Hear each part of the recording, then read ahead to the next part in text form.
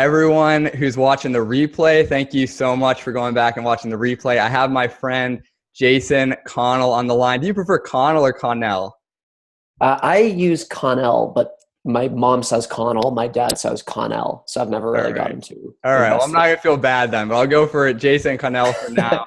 And, I met Jason last year. I think I probably found him through a blog post or a referral or friends of a friend or something, and ended up reaching out to him for a 1 hour kind of consult. I was in a place where I had done a lot of the coaching side of my business, and I enjoyed that, but I realized how much potential there was if I were to do more speaking. I knew I wanted to get on more stages, and so I reached out to him and signed up and paid some money, and we got on the phone.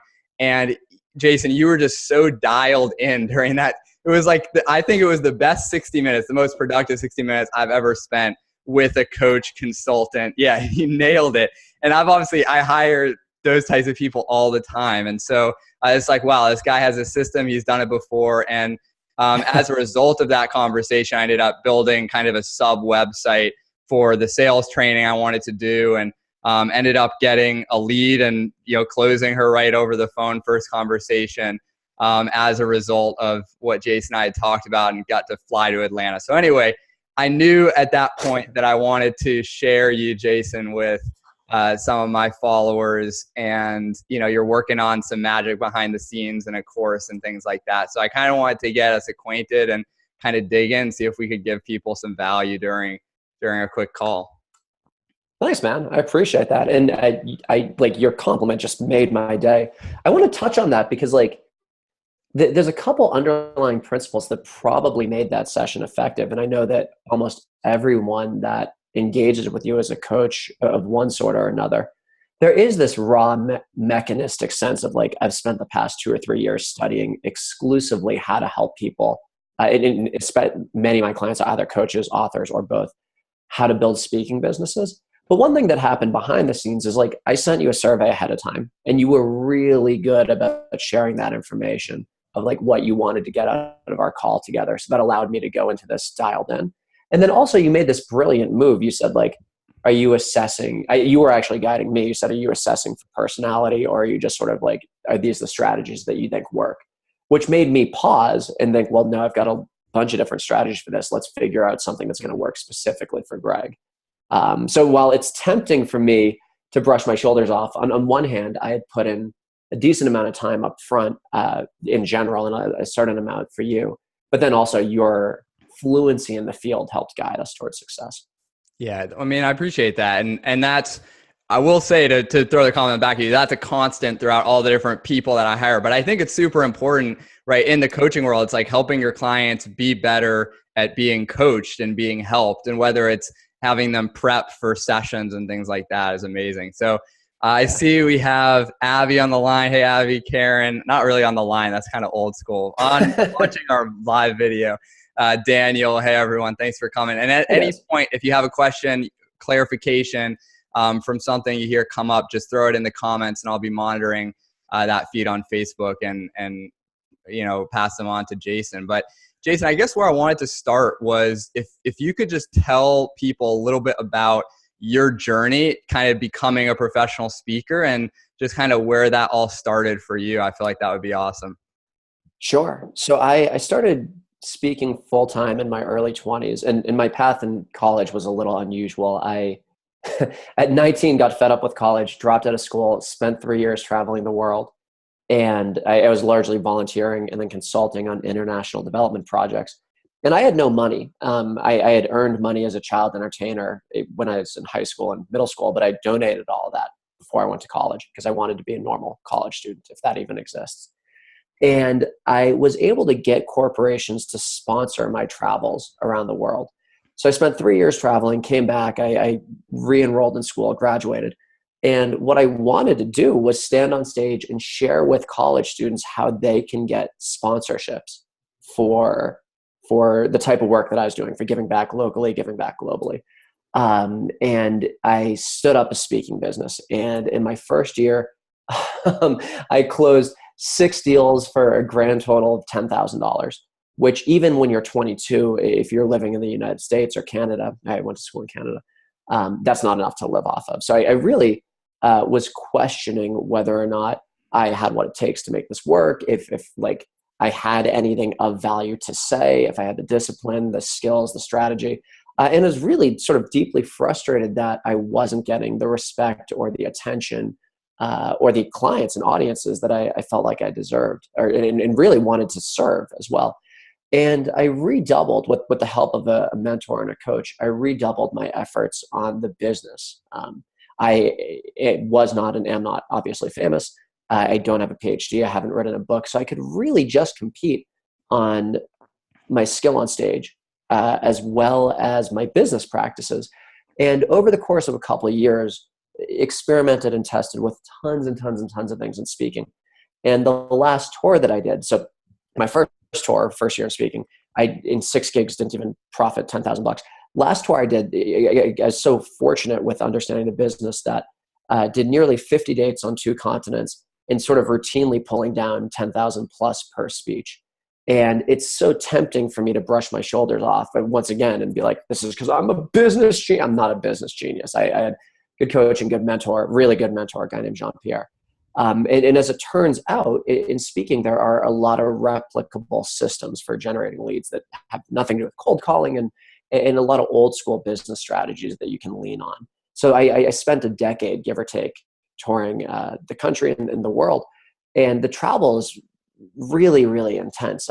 It was great when I was touring with friends, but fairly isolating at times if you're doing 50, 60, 70 dates in a tour by yourself.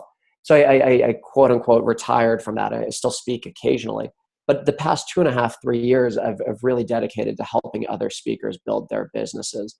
And I find myself in this awesome position because I did work on the circuit for a decade. I know how that works really well.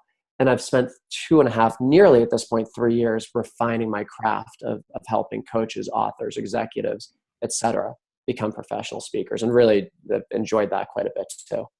That's amazing. Yeah, it's such an amazing transition and to see where you started and then where you ended up. And we all kind of like bluster through, especially I think the more painful it is at the beginning, the more you end up wanting to go back and help people who are in a similar situation.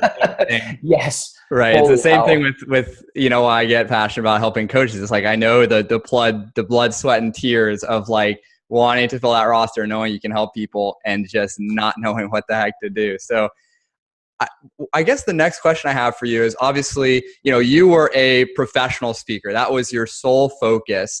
You didn't really have a coaching business on the side. A lot of my audience, not all of them, but a lot of the people who are going to be watching this are coaches in one form or another. They might be health coaches, business coaches, career coaches, transformational coaches.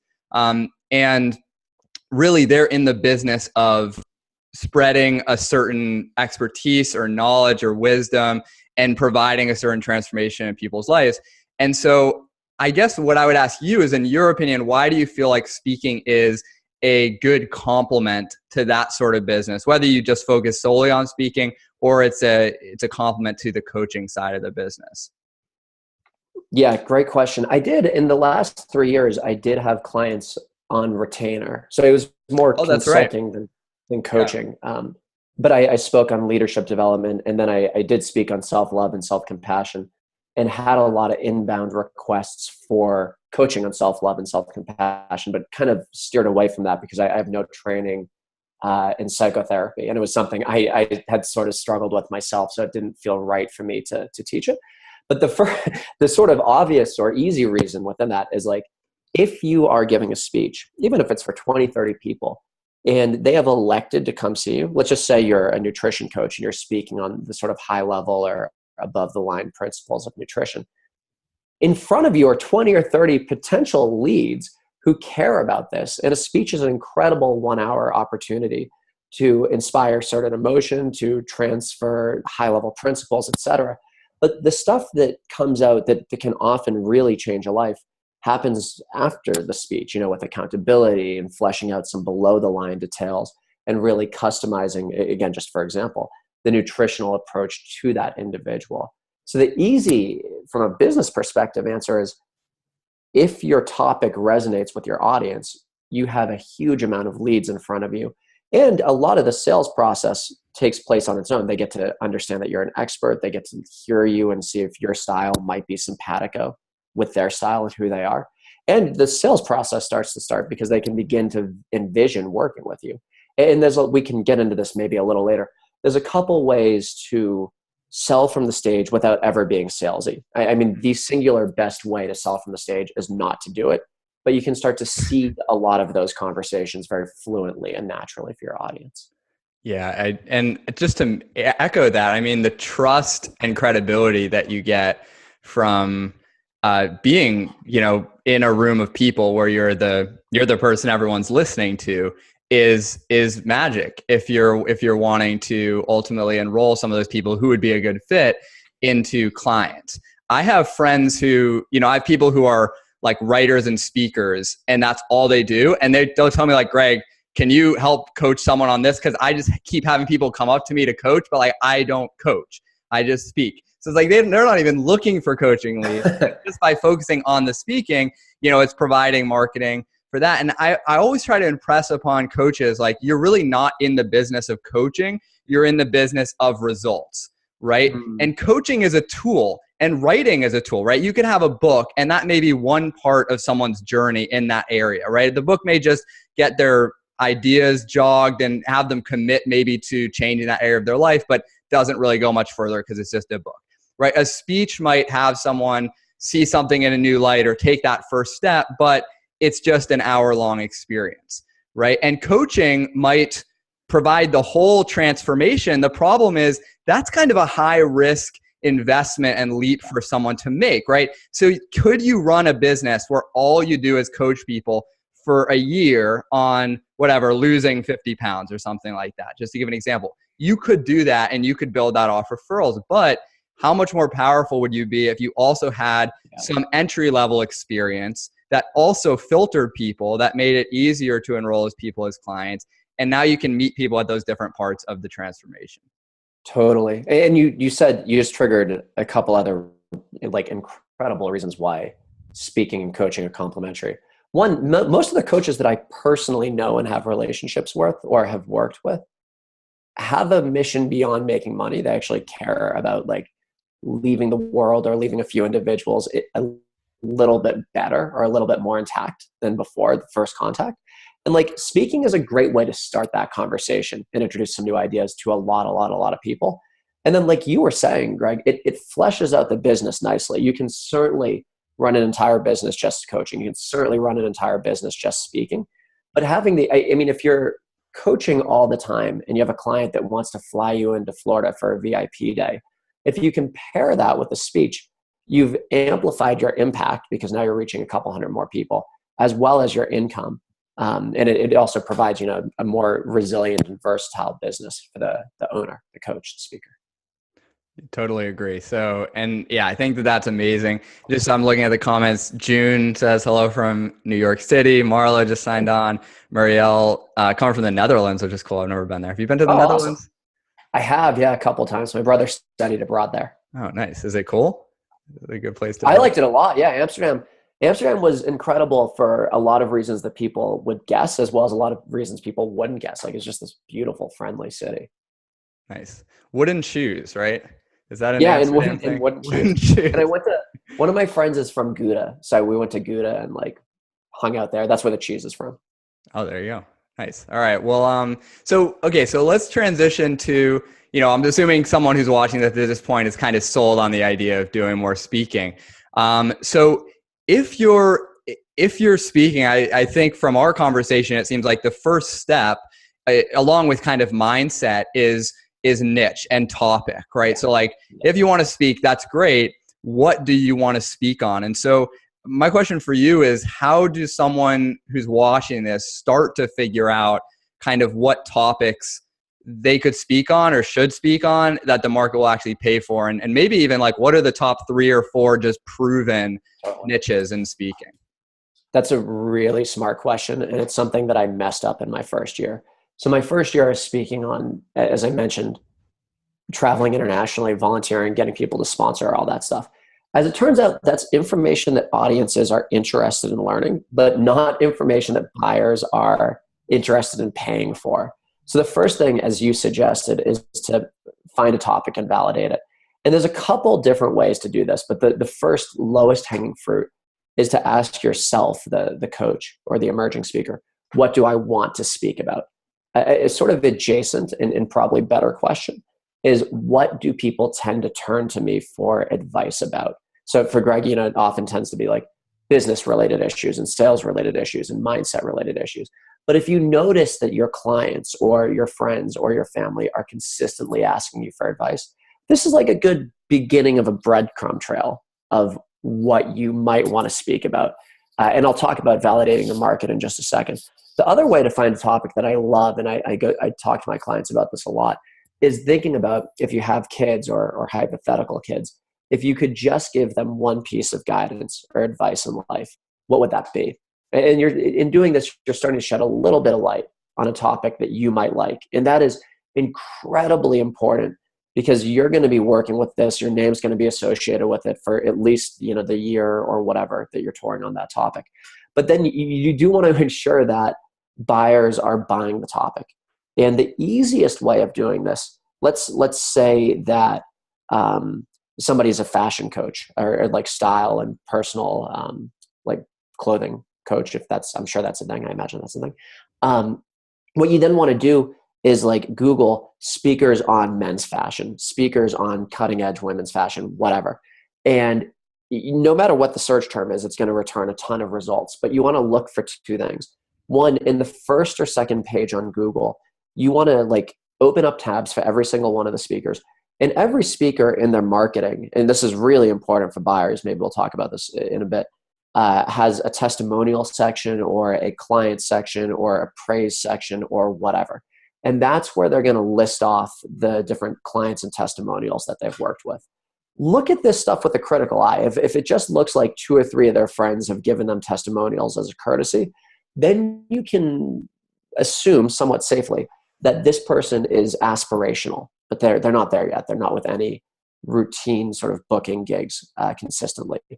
Flip side, if 4 or 5 of those speakers on your topic have a lot of clients and they're clients you'd be interested in working with, lots of testimonials, then you start to get the sense that this is a viable market.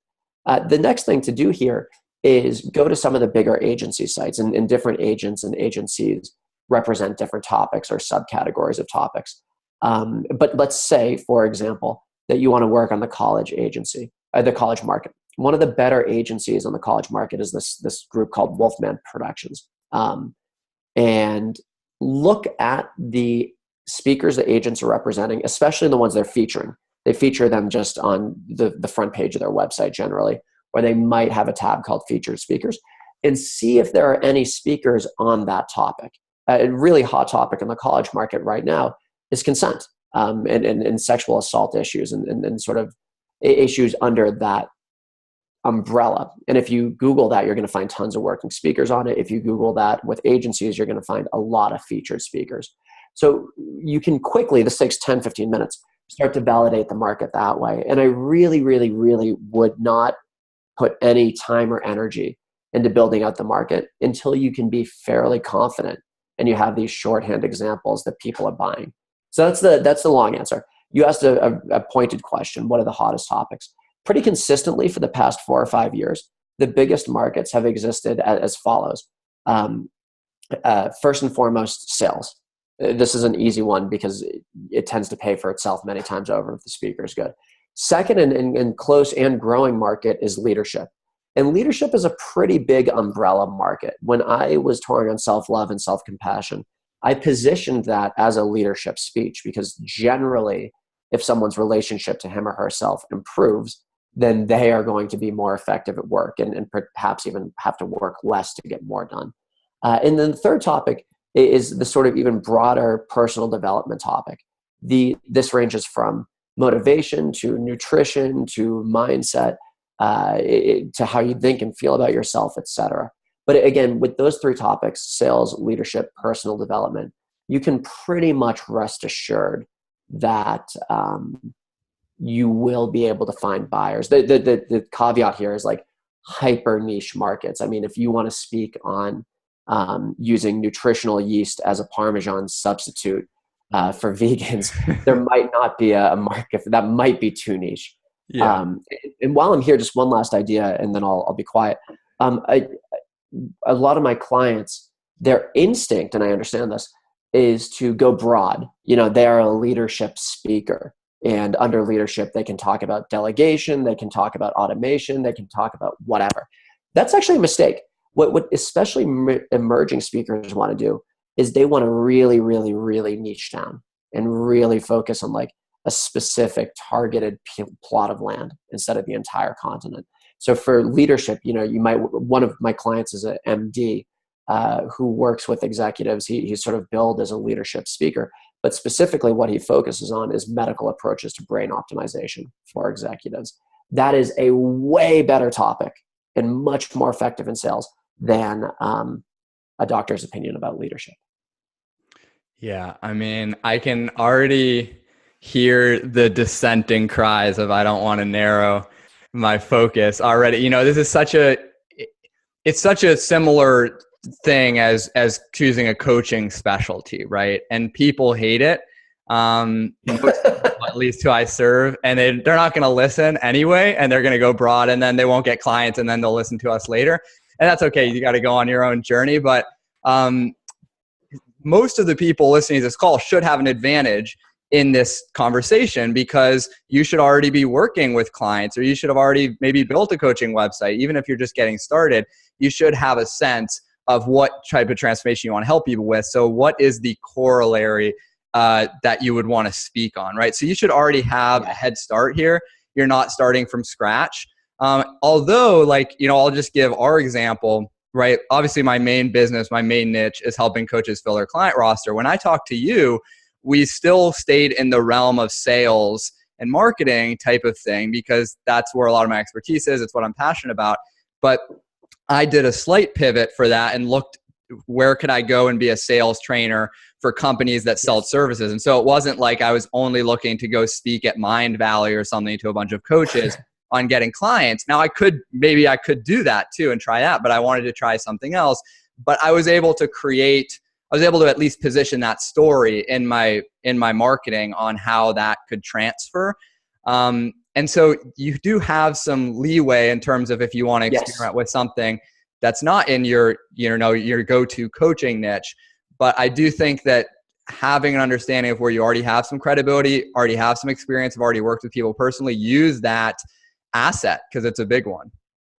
Yeah. And as far as one thing I've noticed that helps, it didn't occur to me that when you're helping a coach build his or her business, that you also meet resistance with the niching part. That makes sense once you spell it out loud.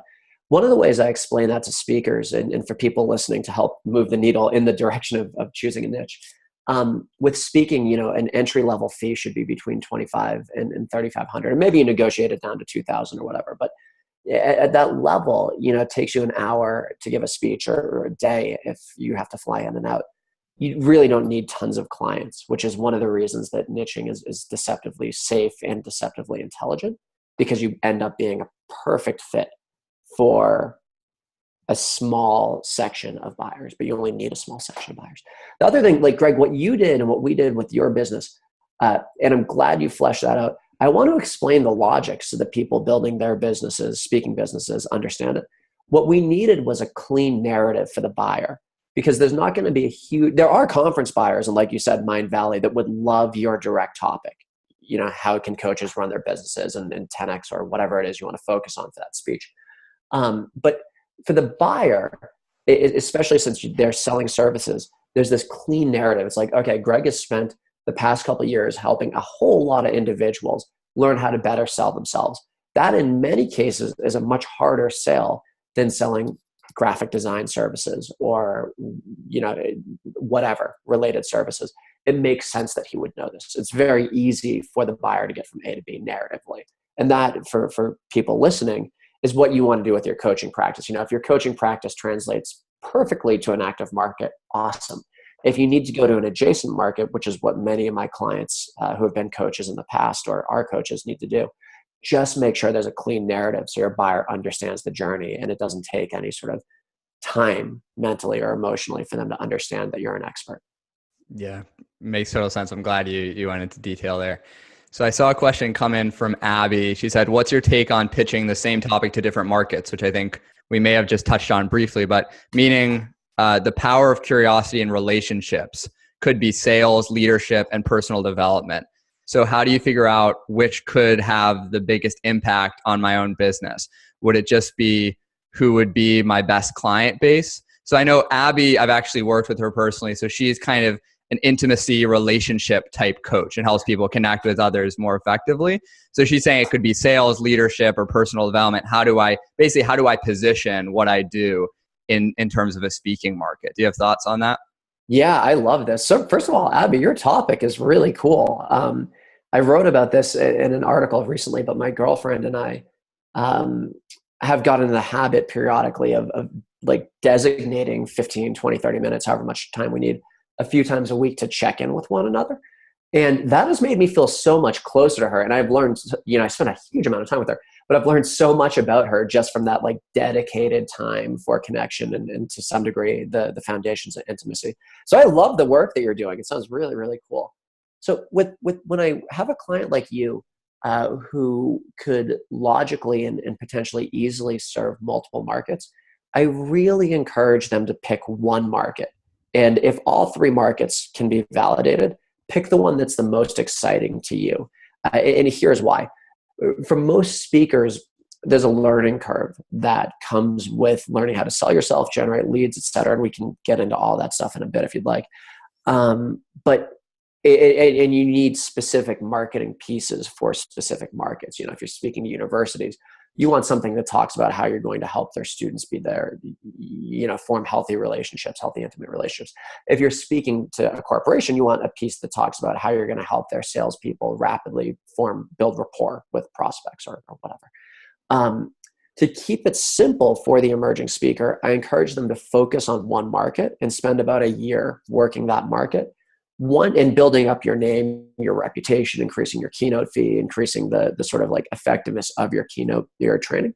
And then once you've done that, it can be as short as 6 months, maybe if you build the business quickly, then it becomes easy to make lateral moves to other markets. But when I've watched speakers try to go after multiple markets all at once, because they need different marketing, because they have to talk about their services differently, because they are like generating leads from all over the place, it tends to become overwhelming and their success is much slower than when they focus on one market. So I hope that answers your question, Abby, but it sounds like you're doing cool work and I like I dig it. Yeah, I think that was very clear. I'll piggyback off it. Guys, I mean, Jason's obviously the expert here, but one thing to add, Abby, is you have the what, right? You have the topic, the power of curiosity and relationships. And in a way, sales, leadership, and personal development are also what's, they're also topics, but they also speak to the who, right? So one question you might ask yourself is, who do I want to be a hero to? Who do I want to be spending time with? Because the people you're spending time with in the sales conversations are going to be salespeople. But in leadership, it might be executives. In personal development, it might be normal, everyday people. So by choosing what kind of vertical topic you want to go into, it might be helpful to be like, do I really want to teach the power of curiosity to relationships to a sales force? Like, is that really cool and exciting to me? Or like, do I not understand those people at all and it will feel forward and I'll feel awkward?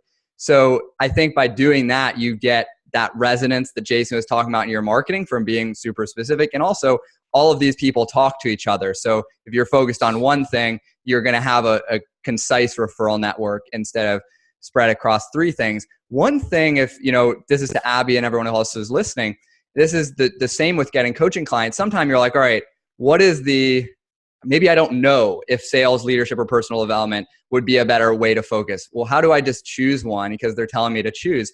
Maybe you just have a friend who has an in with the leadership thing. So if you really don't care, just get that first client, put your stake in the ground. You can always expand later and just get in the game. And so I think sometimes you overcomplicate it, and sometimes it's just like, look for the opportunity if it doesn't matter to you one way or the other. Yeah. Well said. Cool. So, okay. So we talked about niching a bit and choosing topics. So I guess the next thing that I wanted to touch upon is, a lot of coaches will give kind of free workshops, right? And that's just a marketing piece. They might run free workshops or do free talks, and really they're fine to do it for free because they know they're going to attract a certain number of clients. And so that's one model. I know you really advocate going the paid route whenever possible. And I think you have some specific reasons for that. But what's your perspective on doing free speaking as maybe as a coach versus getting paid gigs and parlaying that into coaching? Well, I am basically a fan of avoiding free gigs. That's sort of the strategy I defaulted to for myself, and it's the strategy that I've encouraged most of my clients to pursue. I've noticed that even if it's a small fee, a couple $100, people tend to treat the speaker way, way, way better than if it's totally free. But if you hear the hesitation in my voice, it's because I have a client who his topic is one that he is asked to do free speeches all the time. And I know a lot of speakers personally who would do free or inexpensive speeches and then make like $10,000, $20,000, $30,000 of back of the room sales of like courses, products, group coaching, individual coaching. So with that one client, he's a young guy, mid-20s, we sat down and like really I called my speaker friends and asked like, how are you doing that? Because it was never part of my model. So recently I've been a little bit more of a fan of free speeches. But what I encourage people to do, and the coaches I've worked with, the thought tends to be, well, I'll give a good free speech, and then if they're interested, they'll come to me. To really turn a free speech into something that converts, whether that's for coaching or for physical products or digital products, you need to be thinking carefully about how you're going to communicate that to the audience. The lowest hanging fruit generally is a survey or something that you leave on the person's seat. And what you want to do is print out on high quality paper, like with speaking, and I think this is true of coaching as well, you consistently want to signal that you are like a high quality brand so that people are expecting to get great things from you and they don't mind paying premium pricing if you charge premium pricing. But so print out on high quality paper this survey that says like, what was the most important thing that you learned? How would you rate the speaker's style? What do you wish you had more information for? And then have a checkbox that says, are you interested in learning more about working one-on-one with, coach's name? Are you interested in learning more about group coaching with coach's name? If you checked either of these boxes, leave your email address. So suddenly what you're doing is you're giving, there's this psychological thing at play that I think is lost on a lot of speakers. Generally, even if it's a small, intimate workshop roundtable setting with like 8 people, the speaker, the coach, the person leading the workshop has this almost like aura around them that makes it intimidating for other people to come up and sort of bond with them one-on-one. This is especially true if there's 1,000 people in the audience. So you need to finesse that, and you need to meet the audience where they're at and give them an easy way to work with you. And allowing them to start the conversation just by opting in and leaving their information is very comfortable and natural. Now, to really double down on sales, especially for free speeches, I would have that survey, the high quality survey, where they can indicate if they'd like to be contacted. During the event itself, I would really be encouraging people to come up and talk to you afterwards from the stage, maybe 2/3 of the way in the speech, say, by the way, I am going to take questions. We're doing Q&A if you're doing Q&A. But I know a lot of the stuff is personal. I will be hanging out here for at least an hour afterwards. If you have questions, come up and chat with me. And you can start seeding the conversation, figuring out how you can help them, how you can work together on a more personal basis. But the other thing, I'm taking like a very circuitous route, like a crazy person to make this point. The other thing to do is like print out, again, with the surveys, a one-pager on the different services that you offer. And maybe the title is like continue the relationship, or the title is invest even more in whatever it is you coach people on. And then just have 3 quick options. And again, you want this professionally designed. You want this colorful. You want this printed out on high quality paper. And then with like a nice like golden paperclip or something, paperclip the survey together with the one pager and leave them on every single audience member's seat. These are little things, but again, if your conversion rate is extremely low, if this moves the needle just by 1 or 2%, the impact is to a tune of many thousands of dollars, or especially over the course of a year. I mean, I know at least one speaker that routinely makes six figures doing free speeches, and he's using strategies like that to pull it off. So I do think getting paid to do it is, for most people, a better route. You're treated with more respect. There's a direct ROI, et cetera. But if you go into a free speech with intention, there's one other thing, and then I'll stop babbling. If you go into a free speech with intention of providing value to the audience from the stage and connecting with the people that you can help further, making it easier for them, it does end up monetized. Here's the last thing for the free speech. You really need to be discerning. If you just want to get on stage, practice material, share your message with the world, terrific. You don't need to be discerning. If your goal is to monetize free speeches, you really need to think about, like, is this geographically in an area where people are investing in my services? Are the people I'm speaking to for free likely to have disposable income? Are they likely to be able to invest in this type of service? Do they have the time, et cetera, et cetera? I mean, if you're speaking to a parent-teacher association in a neighborhood that needs a lot of help, you should not expect to monetize that. You should expect to provide this as a service, as a gift, as an investment in that community. If you're speaking at I live in Denver, at a parent-teacher association meeting in Cherry Creek, which is a very affluent neighborhood in Denver, you should expect to be able to monetize that. So there is a certain level of, like, discernment that is required here as well. Great. Yeah, I love it. The gold paperclip, that's the key. Yeah, I saw a speaker do that. I was like, wow, that's a really nice touch. Like, held on to that paperclip for a couple of days. I love that. That's awesome. So how do you even start getting gigs then? So, okay, you want to match this, and you helped me realize this, or your call was a good testing grounds for this.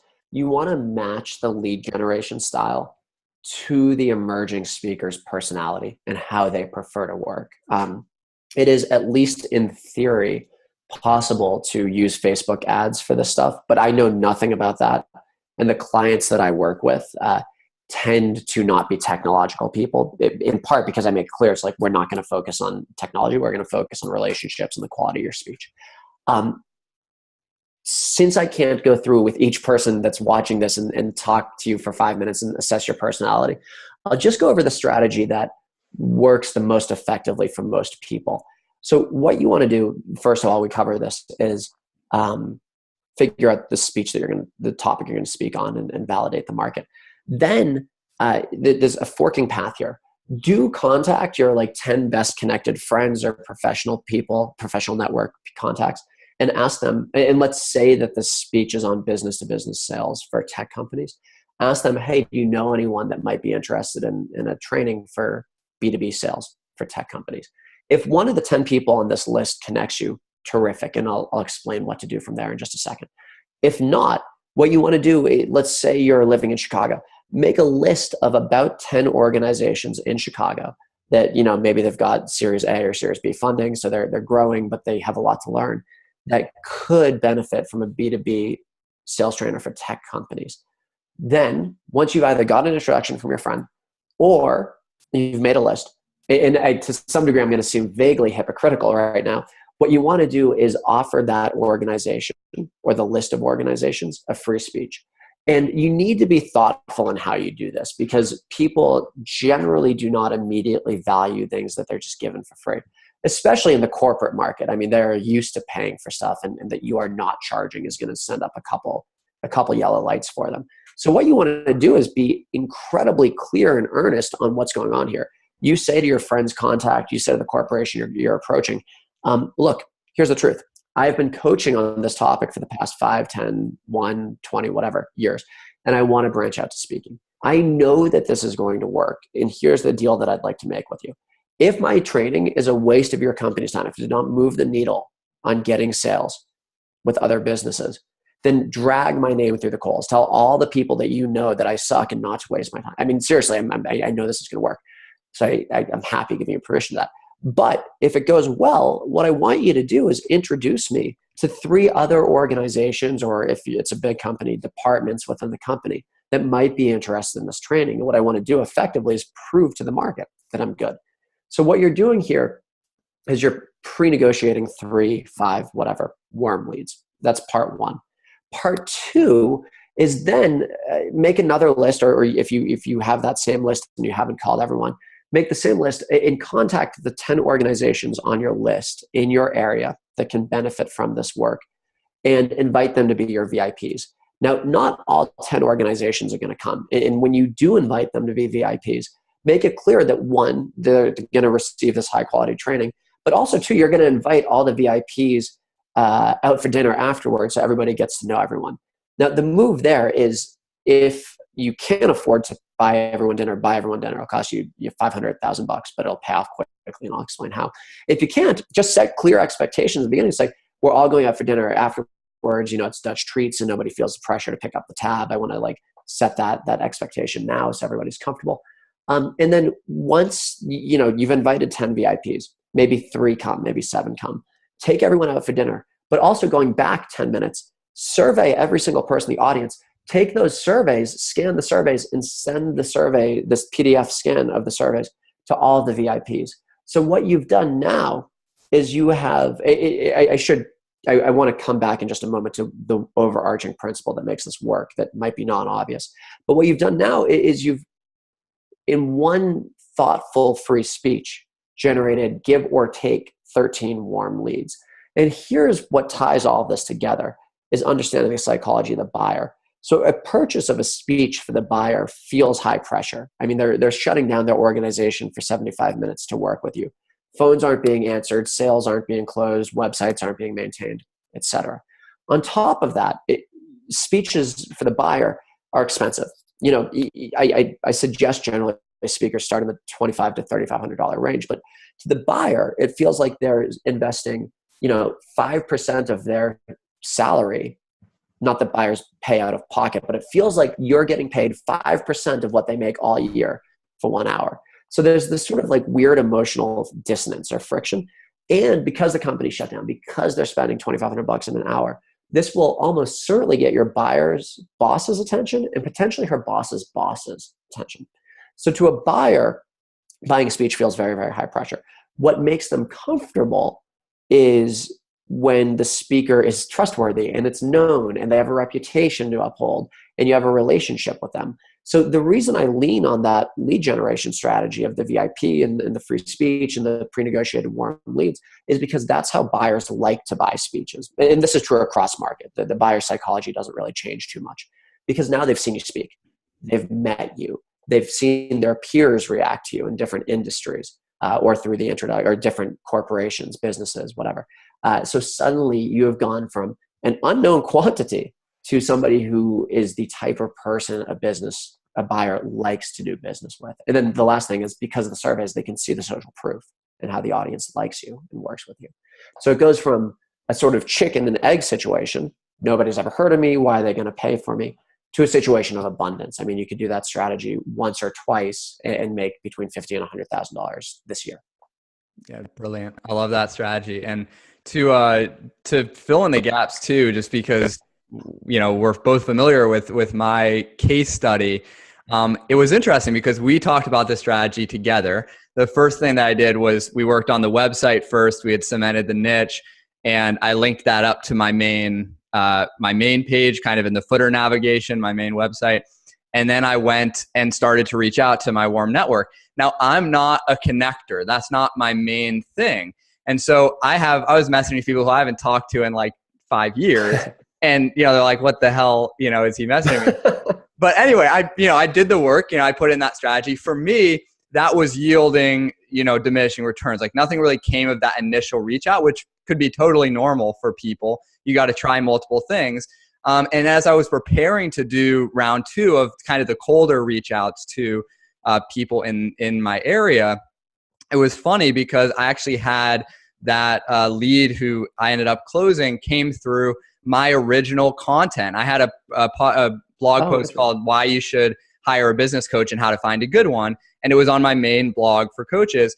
And but because I had put the website in the footer, she had found her way to the speaking page. She happened to be the CEO of a service business and they had gotten bought out. Her boss said, maybe you should look into business coaches for your people. And so she had typed in business coach or whatever. So one of my strengths is that content. And so by linking that up and just taking the next step of saying, I am a speaker. This is the type of speaking I want to do. And having that teed up, it was kind of fortuitous. So you could see it as, well, that was random chance. That's easy for you to say, Greg, because you had this blog post you found. But there's a couple important things. Number one is psychologically, I was saying, yep, this is something I want to bring into my world. And depending on your spiritual beliefs, that for me is important, of just saying, yeah, I want these opportunities to come in. And then actually having a way for that to happen, having the website, having the video I record for the website with the testimonials, and having that accessible when this person came through my blog, where she wouldn't have reached out to contact me if I hadn't had that separate speaking site. And so it seems like number one is really getting clear on this starting niche, this starting specialty for you as a speaker. Number two is getting something up there. It could be as simple as a Google document that you're linking people to, but getting something that has some testimonials, that has what you do, that's speaking to the benefits you can provide, and then starting these reach outs. And I would say that's definitely enough for everyone on the call to just get going with, and I feel like if you actually do all of those steps, you continue to reach out, you're going to have at least that initial traction. I feel like if you did those things right.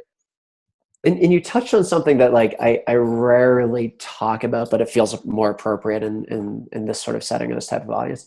And it's not something I can ever rely on, but there does seem to be this like spiritual or like universal resonance. I've watched many of my clients and friends truly commit to getting speaking gigs. And then like almost like, and I mean that truly, like they're going to invest their time and energy and other resources into this project with or without me.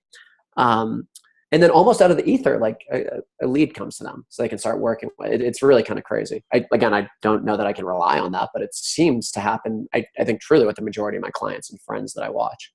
Yeah. And I mean, this could obviously be a whole other conversation, but even if you just take the scientific piece of it, that you're cueing your brain to look for stimuli that have to do with getting speaking gigs and connecting with those people, you've already plowed through so much of the other stimuli that you can filter out now. So just being clear on your intention has a lot of value. All right. So now, we've gotten clear on the niche.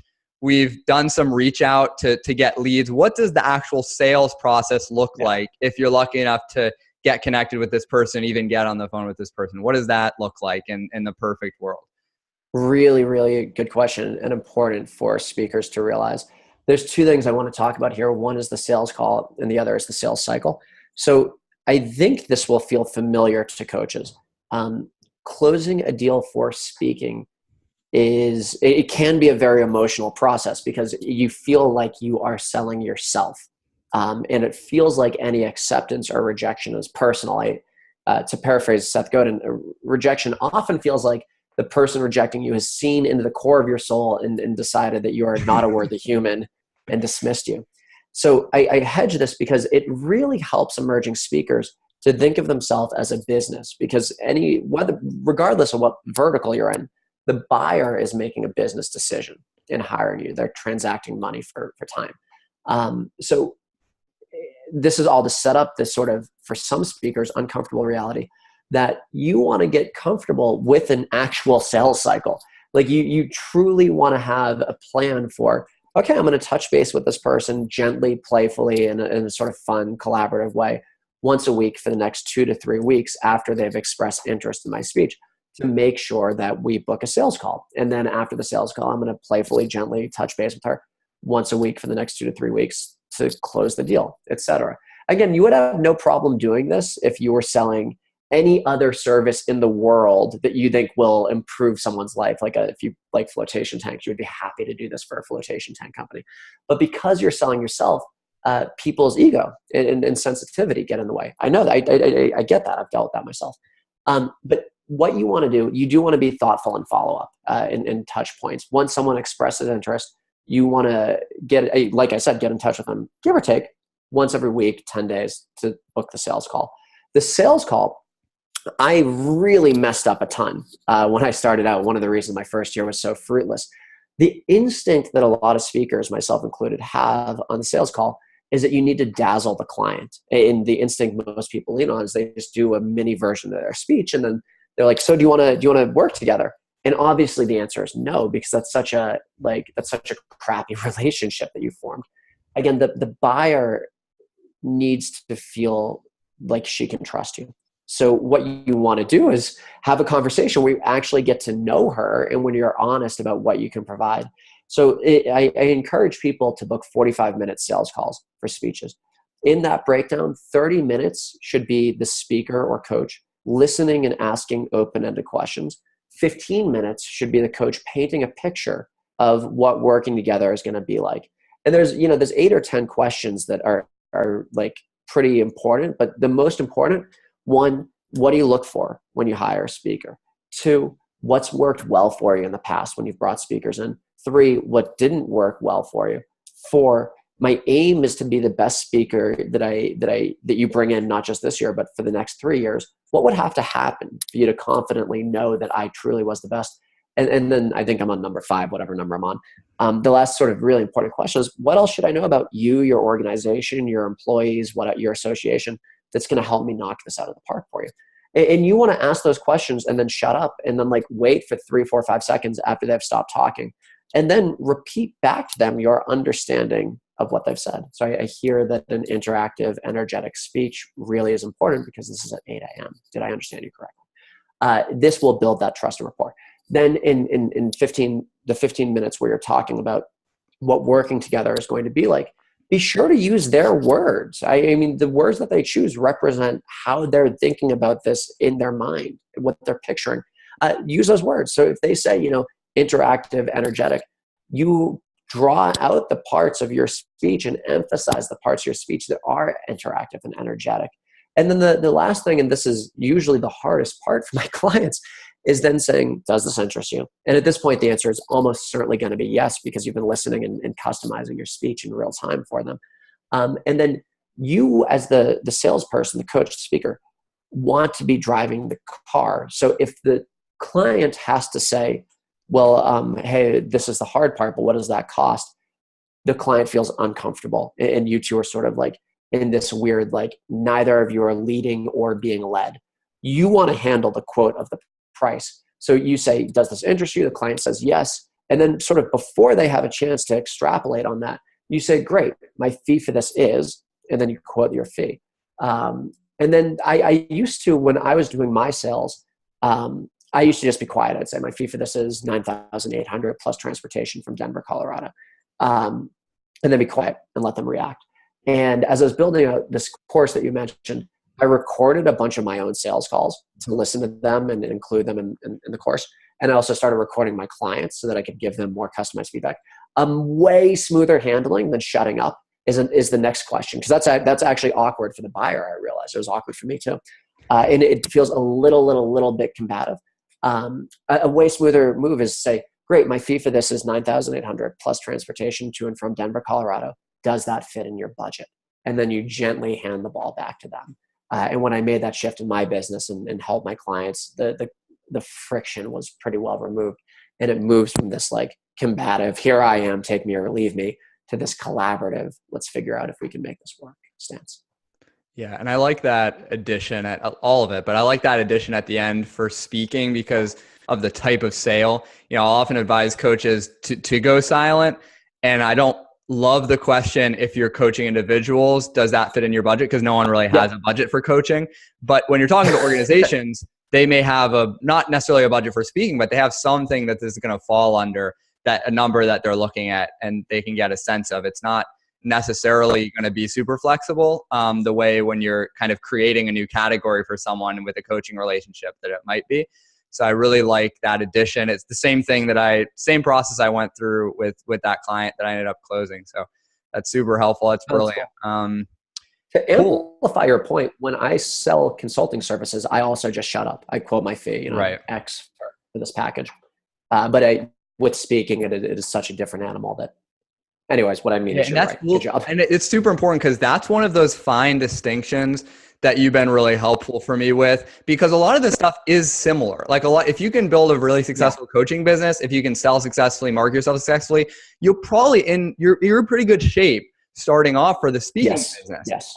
It's kind of like a lot of it's low-hanging fruit where go out there and get it. But there are some distinctions. The sales are a little bit different. The marketing strategy is a little different. Website is a little bit different. Mindset is a little bit different. And it's those little tweaks that kind of add up, which is why I wanted to have you come speak to people instead of just be like, just do the same thing that I'm teaching you guys anyway, but applied to coaching, because there are some important distinctions. So if someone's watching this and they're kind of wanting to go a little bit deeper, we're running a free training together next week. So could you talk a little bit about that webinar and what you're wanting to cover with people there in case people are interested?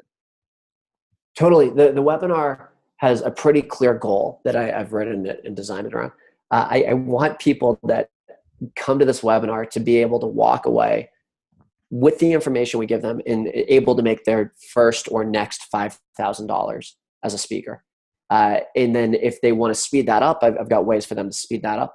But it's not a traditional like Babbel 90-minute webinar. This is like a tight 25-minute webinar that's going to give participants a very clear path on how to make $5,000 or more, their next $5,000 as a speaker. I philosophically, I think the best move in situations like this is to be generous. In tests with these strategies, clients have gone around and generated $15,000, $20,000 as a speaker. So I'm excited for it. And then, we're booking it for an hour. The remaining 30 minutes is for Q&A, so that if people have personal questions about how to transition from their coaching niche to their speaking niche or what speaking is going to look like for them, we can give that time and space. Brilliant. All right. So I'm going to post that in the comments now, the link to sign up for that from my personal account there. And then I'll also put it in the description once we're all done. But cool. I'm super excited for it. I'm going to probably be popping on just right at the beginning to say hi to you guys. And then I'm just going to let Jason take it because it seems like he has a tight format. I may ask a few questions at the end. I mean, I'm going through this journey with you guys. So please do sign up for the webinar. I'll send a couple emails if you're on my speaking interest list to remind you about that. But anything else, Jason, that you want to add before we sign off here?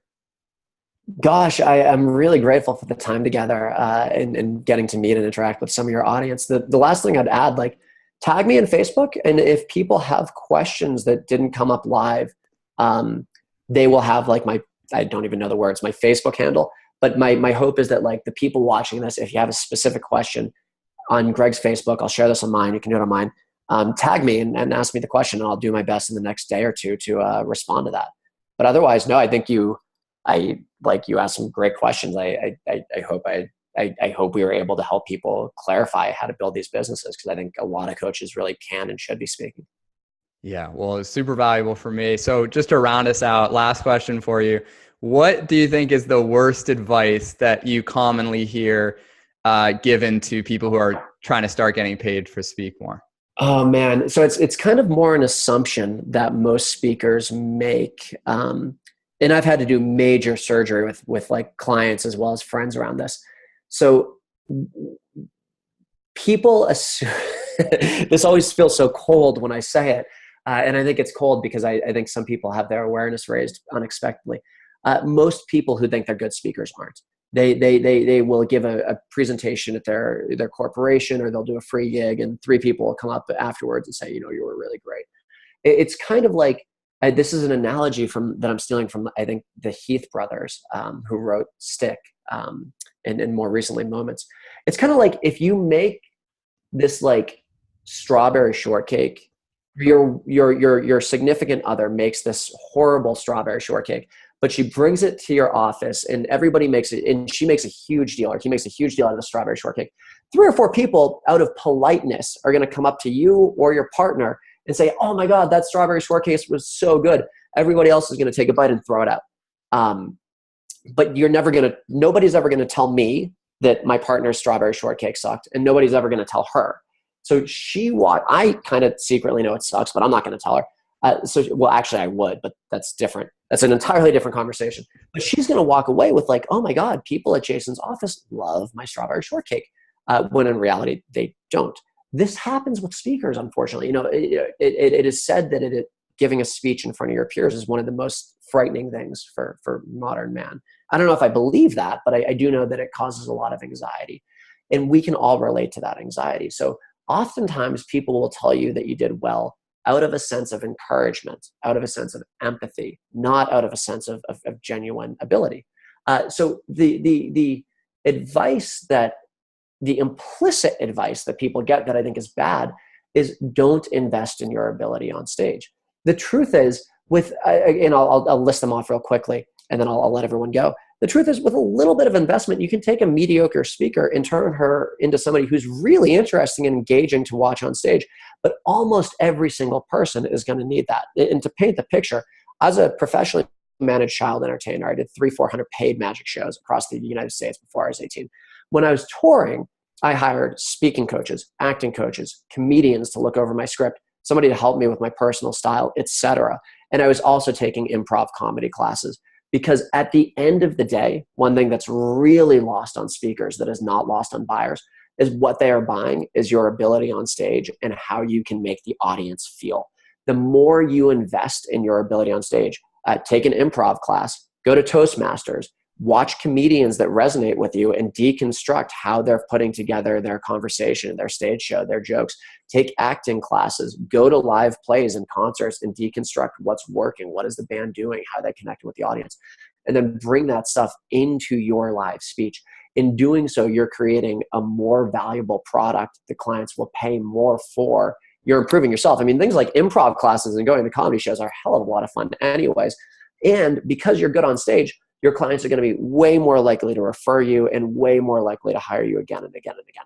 So the worst advice that is terrible, and it's usually implicit advice, is do not invest in your ability on stage. The directive I would give to anyone is assume that you can always be better on stage. I've got nearly 1,000 live performances under my belt and and I have a huge amount of room to grow. If that's true for me, that's true for most speakers. I mean, the best comedians, speakers, politicians all have room to grow. So the inverse, the advice I would give any emerging speaker is invest in your ability on stage. Go take an improv class or something like that. I'm so glad that you ended with that to round us out, because something gets lost in the marketing world, which is, focus on providing a quality product. So don't forget about what's in the cake. And and we'll leave it there. Thanks, Jason. Cool. Thanks, Greg. That was awesome. Take care, brother. You too. Bye.